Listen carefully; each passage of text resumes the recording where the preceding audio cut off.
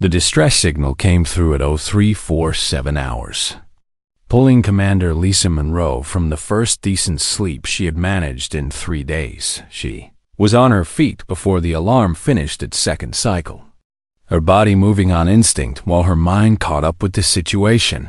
"Report," she ordered as she stepped onto the bridge of the USS Dauntless. Still pulling her uniform jacket over her shoulders, Lieutenant Jake Collins turned from the tactical station, his face tight with concern. "Civilian freighter. Commander, the cargo vessel Meridian Star. They sent an automated distress beacon about 15 minutes ago, but we cannot raise them on any channel."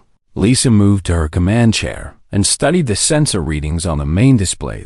The outer veil stretched before them, a vast and lawless region of space that sat between human-controlled territory and the Corvus Dominion. It was the kind of place where ships disappeared and no one asked questions. "Location?" she asked. "About 40 minutes at full speed," Jake replied. "Right on the edge of the disputed zone." Ensign Maria Santos looked up from her communications console. "Commander, I have been trying every frequency, but there is nothing coming back. Not even static. Just dead silence." Lisa felt a cold knot forming in her stomach. Dead silence was never a good sign in the outer veil. The Corvus had been growing bolder over the past several months, testing human defenses with quick raids and sudden retreats. A civilian freighter would be easy prey for them. "Set course," Lisa ordered. "Maximum speed, and bring all weapons to standby." The Dauntless was not a large ship, just a patrol vessel with a crew of 47. But she was fast and well-armed for her size, had commanded her for 2 years now. And she trusted her ship the way she trusted her own hands. Chris Porter, the chief engineer, appeared on the bridge moments later, still wiping grease from his fingers. "Heard the alarm," he said. "Engines are running hot and ready whenever you need them." "Good," Lisa nodded. "Because I have a feeling we are going to need every bit of power you can give us." The journey to the distress coordinates felt longer than 40 minutes. Lisa spent the time reviewing everything they knew about Corvus tactics and formations. The alien empire had been humanity's neighbor for nearly 30 years, and the relationship had never been friendly. The Corvus were a warrior species, proud and aggressive, and they viewed humans as soft creatures who had somehow stumbled into space without earning the right to be there. When the Dauntless finally dropped out of faster-than-light travel, Lisa's worst fears were confirmed. The Meridian Star floated before them, broken and burning, its hull torn open by weapons fire that was still fresh, and surrounding the wreckage, arranged in a perfect hunting formation, were 5 Corvus warships. "It is a trap," Jake breathed, his hands flying across his console. They were waiting for whoever responded to the distress call. Lisa's heart hammered in her chest, but she kept her voice steady. "Shields up. All weapons ready. Maria, send an emergency signal to command." "They are jamming us," Maria reported, fear creeping into her voice.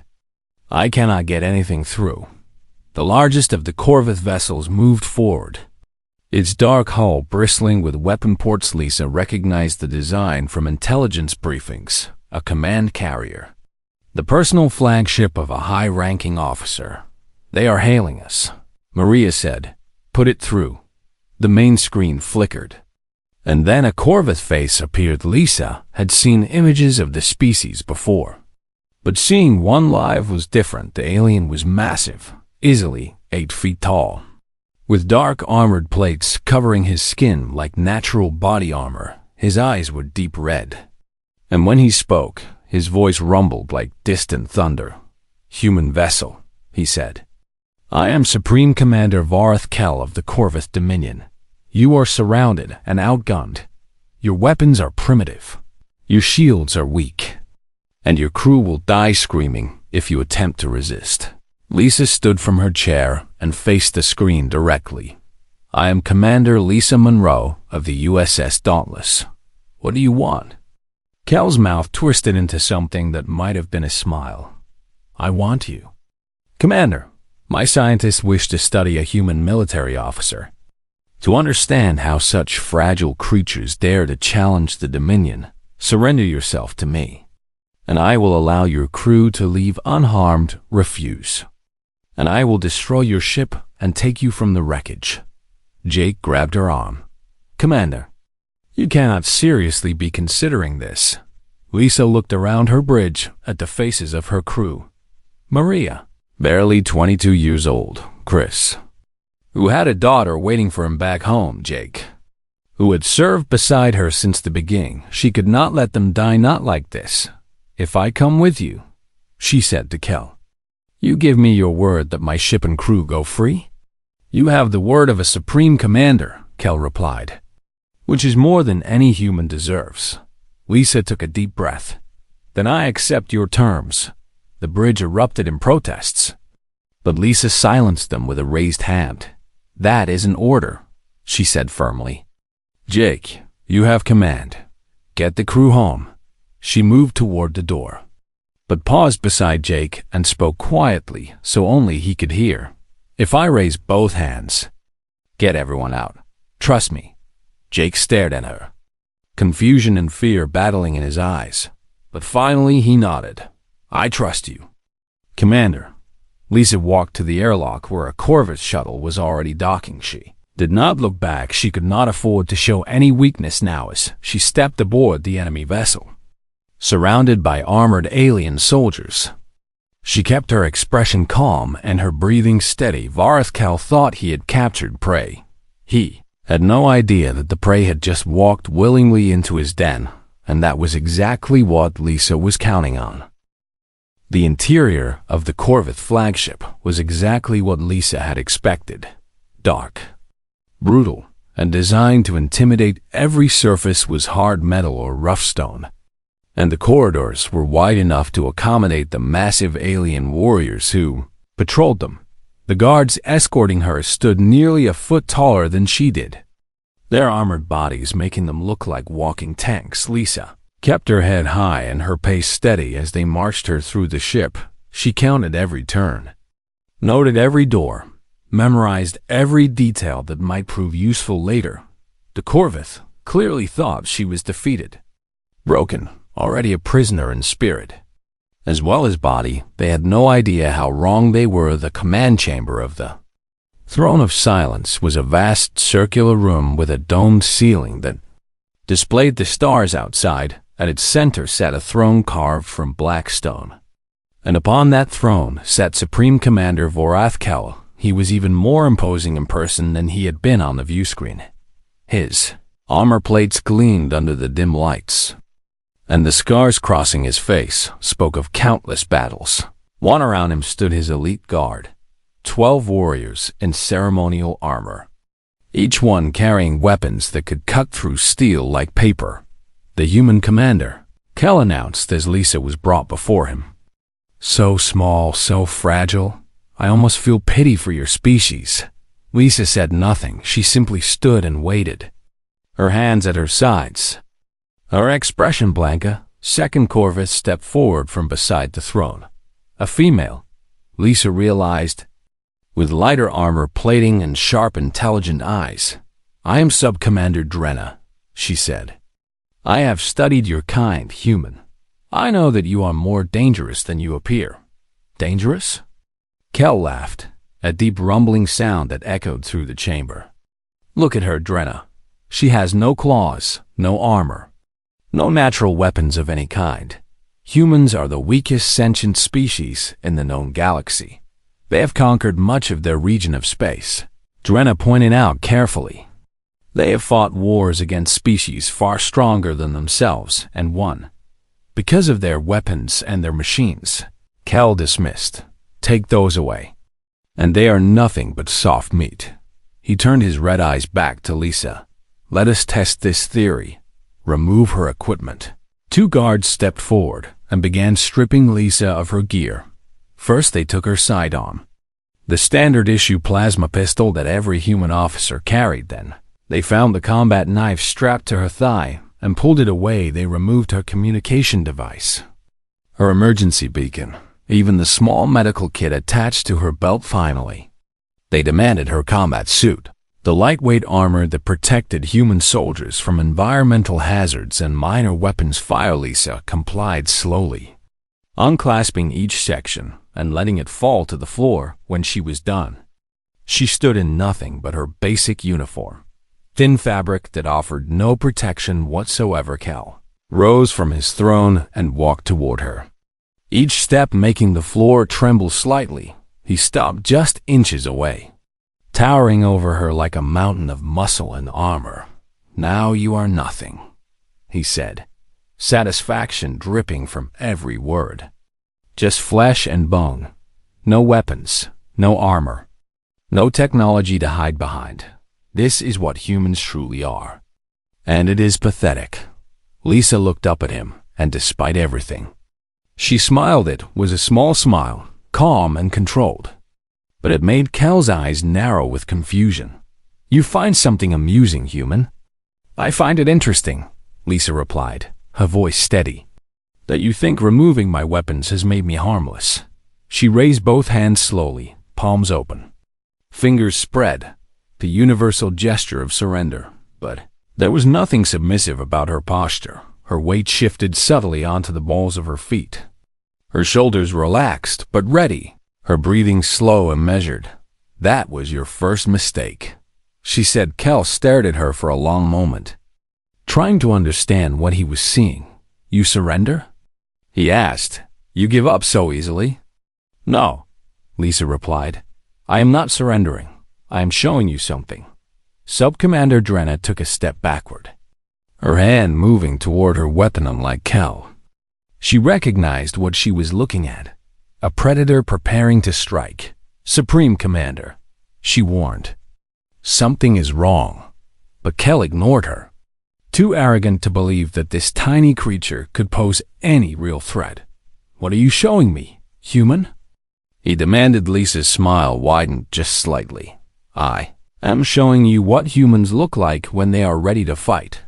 She let the words hang in the air, watching as confusion and the first seeds of doubt flickered across Cal's scarred face.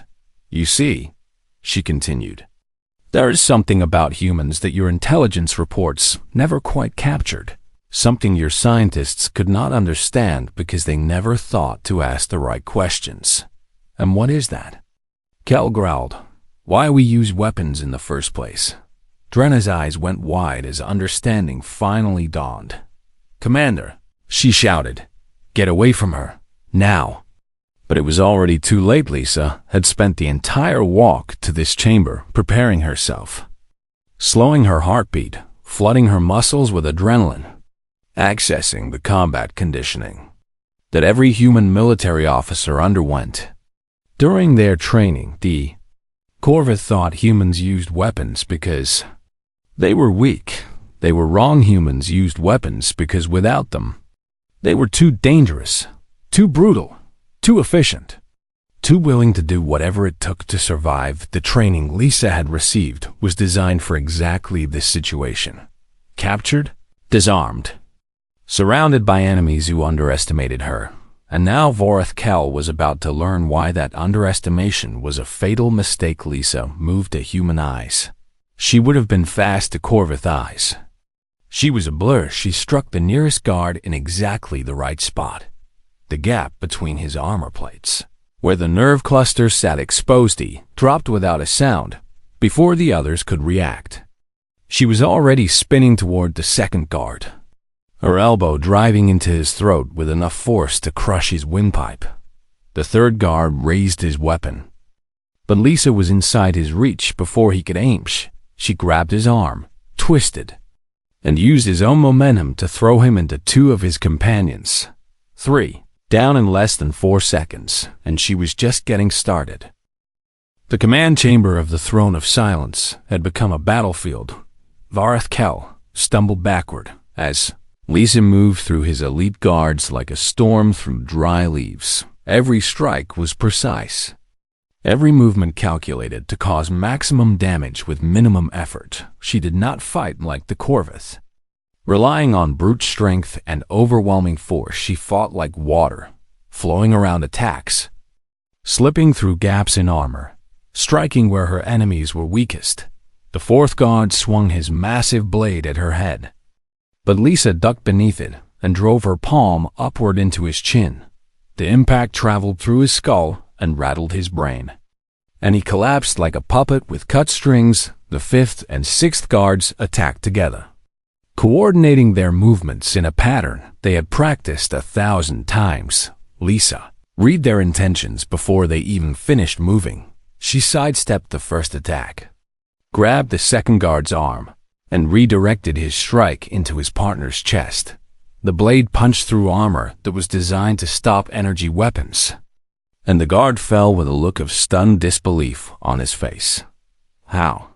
Kel roared, finally recovering from his shock. This is impossible. Lisa did not waste breath on answers. She was already moving toward the seventh guard, her bare foot lashing out in a kick that shattered his knee joint. He screamed and fell, and Lisa used his falling body as a springboard to launch herself at the eighth guard. Her forearm caught him across the throat, and her momentum carried them both to the ground. She rolled free before he could grab her, leaving him choking and gasping on the cold metal floor. Sub-Commander Drenna had drawn her weapon by now, but she hesitated to fire. The human was moving too fast, too close to the other guards. Any shot might hit one of her own warriors. "Stop her!" Drenna shouted. "Use your numbers! Surround her!" The remaining 4 guards tried to obey, spreading out to encircle Lisa, but she had expected this human. Military training included detailed analysis of Corvith combat tactics, and Lisa knew exactly how they would respond to a threat they could not understand. She dropped low and swept the legs out from under the 9th guard, then drove her elbow into his temple. As he fell, the 10th guard managed to grab her arm, his massive hand closing around her bicep with crushing force. Lisa did not panic. Instead, she stepped into his grip, used his own strength to swing herself upward, and wrapped her legs around his neck. She twisted sharply, and the guard's grip went slack as unconsciousness claimed him. 11 down, 2 to go. Final 2 guards abandoned any attempt at coordination and simply charged at her with weapons raised. Lisa picked up a fallen blade, heavy and awkward in her hands, designed for creatures twice her size, and met their charge head-on. She deflected the first strike, ducked the second, and then dropped the blade entirely. It had served its purpose, a distraction, nothing more. While the guards were focused on the weapon, Lisa had closed the distance. She struck one in the eyes, blinding him, then spun and drove her heel into the other's chest. The armor there was strongest, but it did not matter. The impact traveled through the plates, through the muscle beneath, and stopped his heart. The blinded guard swung wildly, but Lisa was already behind him, a precise strike to the base of his skull, and he joined his companions on the floor. 12 elite warriors, 30 seconds, all of them defeated by a single unarmed human. The command chamber fell silent except for the groans of the wounded and Lisa's controlled breathing. She turned to face Voreth Kel, who stood frozen beside his throne, his red eyes wide with something he had never experienced before: fear. "You want to know how this is possible?" Lisa said, her voice calm despite the adrenaline flooding her system. "Then let me explain something about my species." She took a slow step toward him, and he actually flinched backward. Humans evolved on a world called Earth, a planet so hostile, so dangerous, that your scientists classified it as a death world when they first surveyed it. Everything on Earth wants to kill you, from the weather to the wildlife to the microscopic organisms that live in the water. Another step forward. We survived that world, not because we were stronger or faster or better armored than the predators that hunted us, but because we refused to die. We learned to run until our prey collapsed from exhaustion, to track our enemies across any terrain, to keep fighting long after any reasonable creature would have surrendered. Cal's hand moved toward the weapon at his belt, But Lisa shook her head. Do not try it. I will reach you before you can draw. And unlike your guards, I will not leave you breathing. Drenna stepped between them, her weapon raised but her hand trembling. Stay back. Human, I will shoot. No, you will not, Lisa replied. Because you are the smart one, Drenna. You read the reports. You studied our history. You know that shooting me will not stop what comes next. Drenna's weapon wavered. What comes next? Lisa smiled, a cold, predator smile that had nothing to do with warmth or humor. My crew. She reached into her mouth and pressed her tongue against a specific tooth, a dead man's switch. A hidden transmitter that every human commander carried for exactly this situation. Signal was already broadcasting somewhere out there. Jake Collins was receiving it, and the Corvette had no idea what was about to happen. You made another mistake, Lisa told Cal. You thought my ship was helpless when I left. You thought my crew would simply wait while you did whatever you wanted with me. She shook her head slowly. Humans do not abandon each other. That is something your species has never understood. We would rather die than leave one of our own behind. The ship suddenly shuddered as an explosion rocked through it. Alarms began blaring, and red emergency lights flooded the command chamber. Drenna rushed to a console and pulled up the damage report. The engine core. She gasped. Someone fired on our engine core. We are venting plasma. Lisa allowed herself a moment of genuine satisfaction. Jake had received the signal and executed the contingency plan perfectly. The Dauntless, playing dead until this moment, had just crippled the flagship of the Corvette fleet, and now everything was about to change.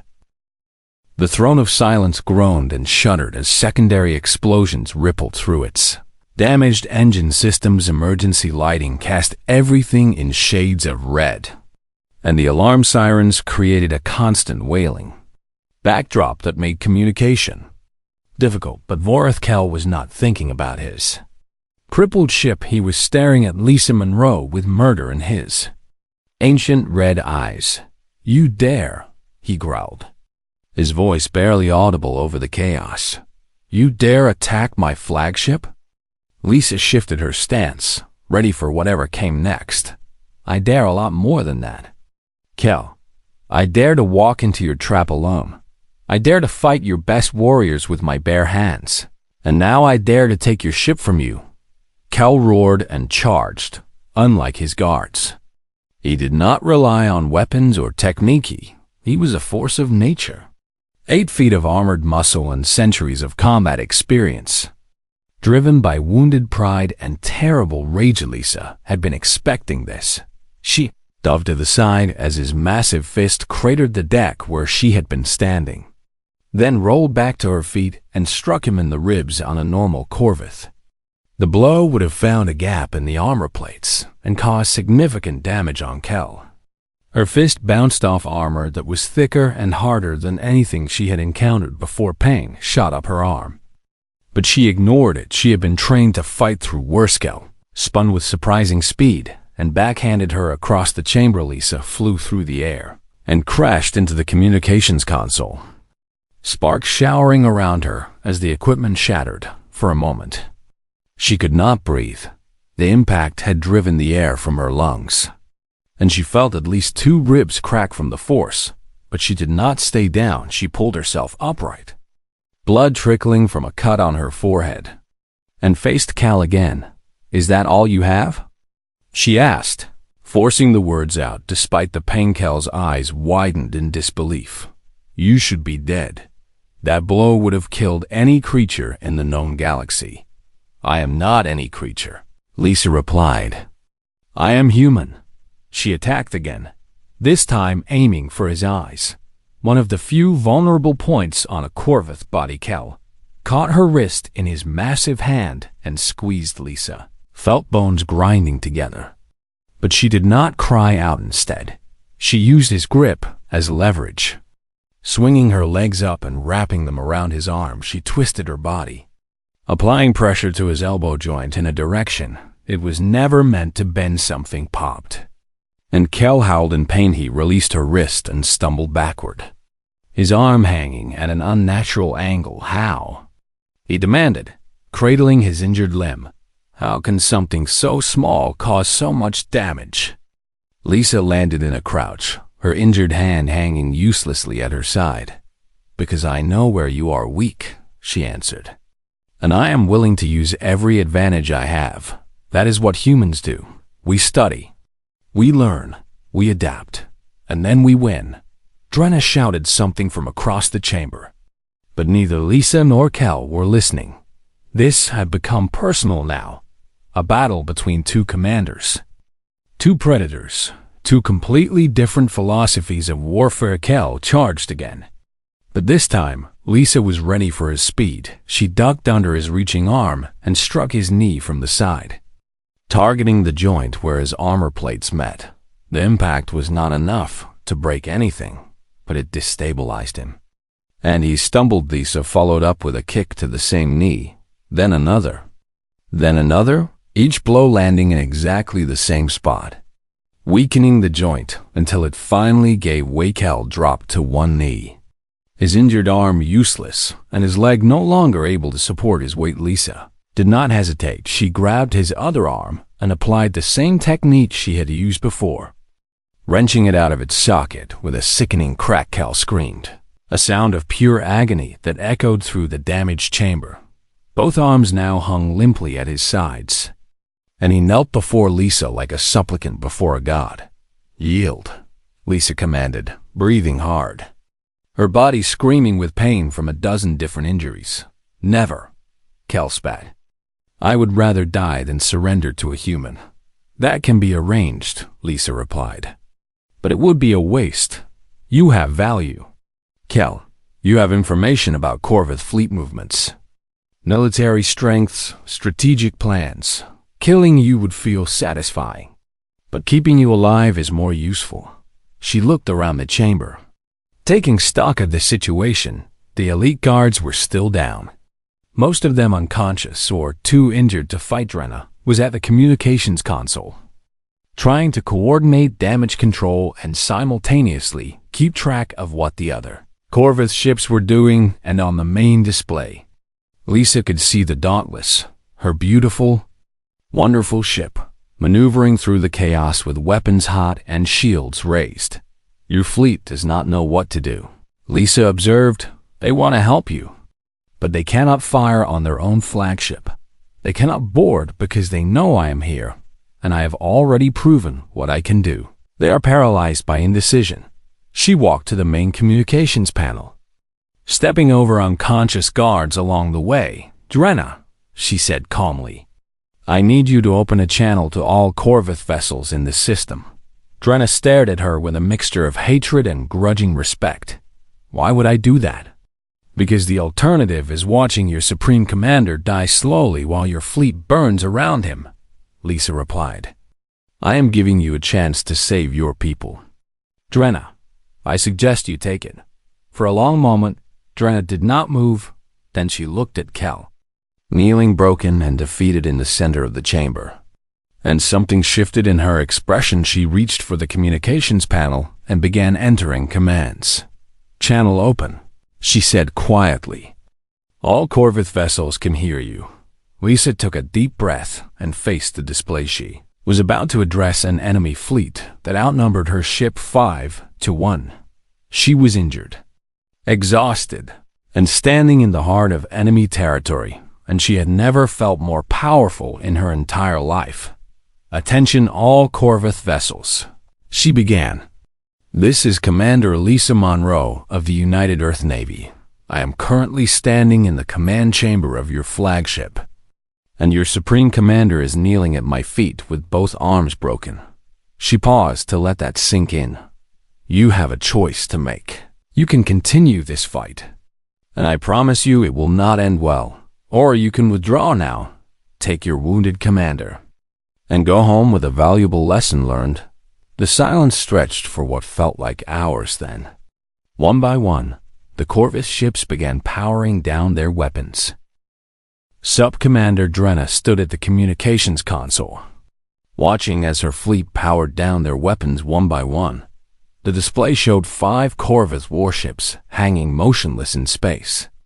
Their crews waiting for orders from a command structure that had just been shattered by a single human woman. They are standing down, Drenna reported, her voice hollow with disbelief. All vessels report ready to withdraw on your command. Lisa nodded, though the movement sent fresh waves of pain through her battered body. Good. That is the smart choice. Behind her, Loreth Kell still knelt on the deck of his own command chamber, his arms hanging useless at his sides and his pride broken beyond repair. He had not spoken since Lisa's broadcast to the fleet, but his red eyes followed her every movement with undiluted hatred. You think this changes anything?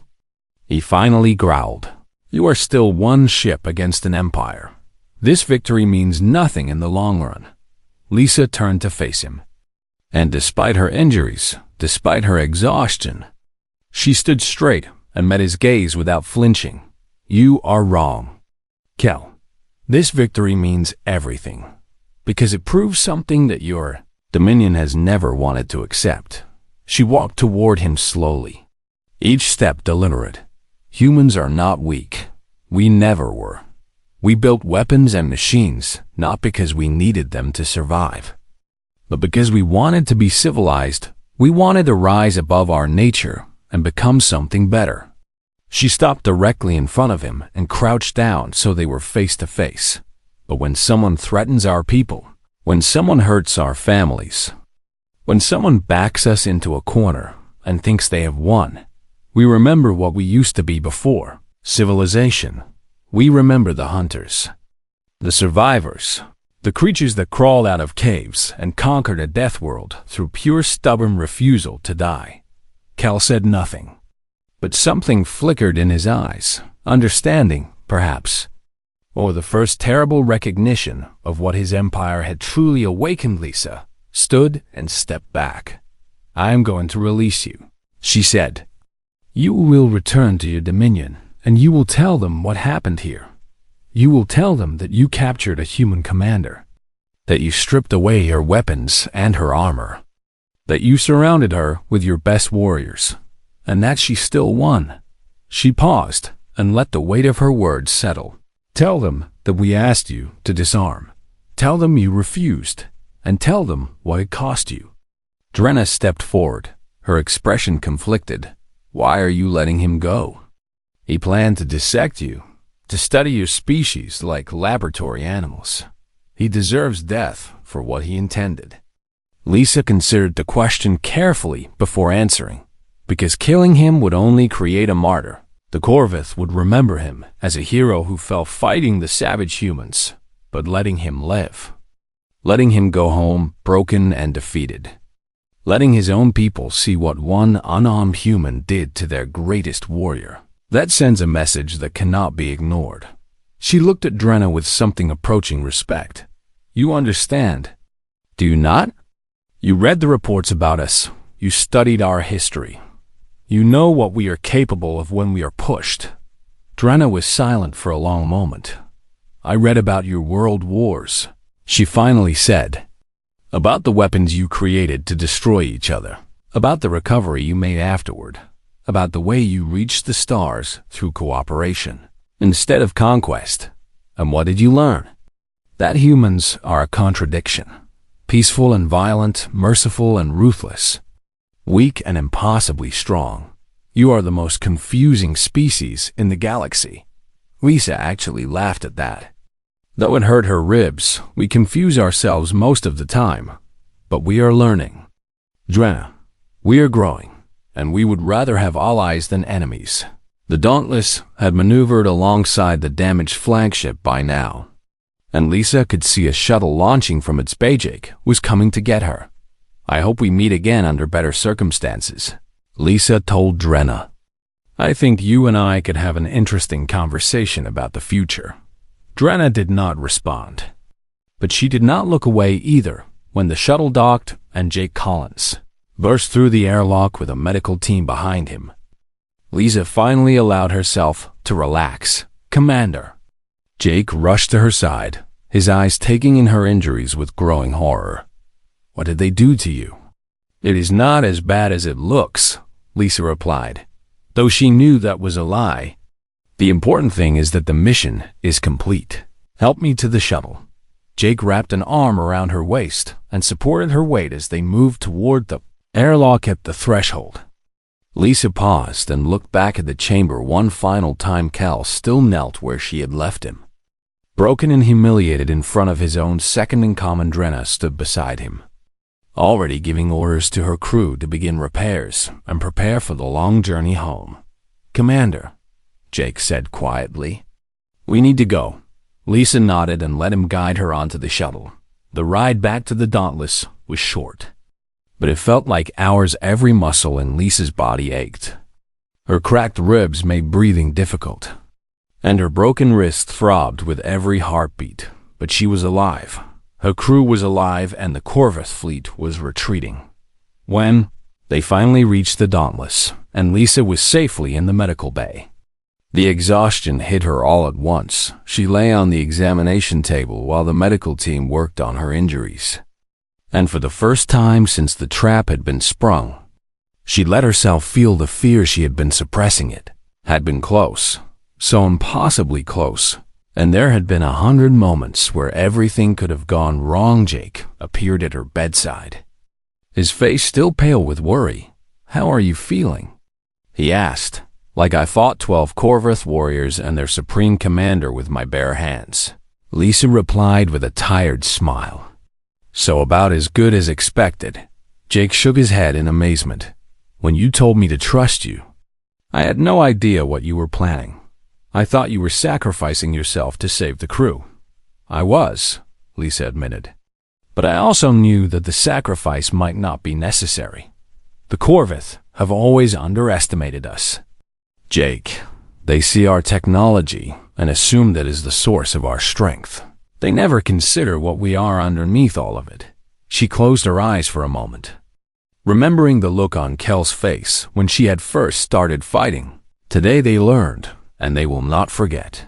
3 weeks later, a Corvus intelligence report began circulating through the Dominion's military command. It detailed the events aboard the Throne of Silence and included a new classification for human beings, not as a minor threat to be dismissed, not as primitive creatures who had stumbled into space by accident, but as a Class 1 danger to the Dominion. The report specifically noted that humans were not to be engaged in close combat under any circumstances.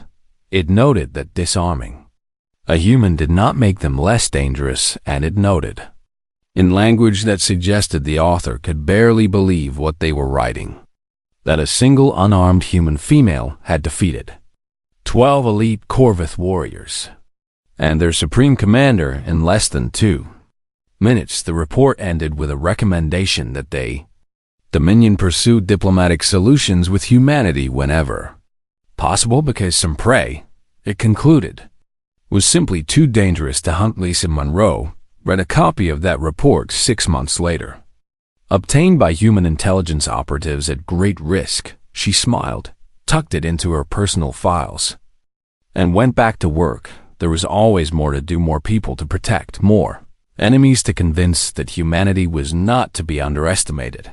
And if words failed, well, she had 2 perfectly good hands. That was usually enough.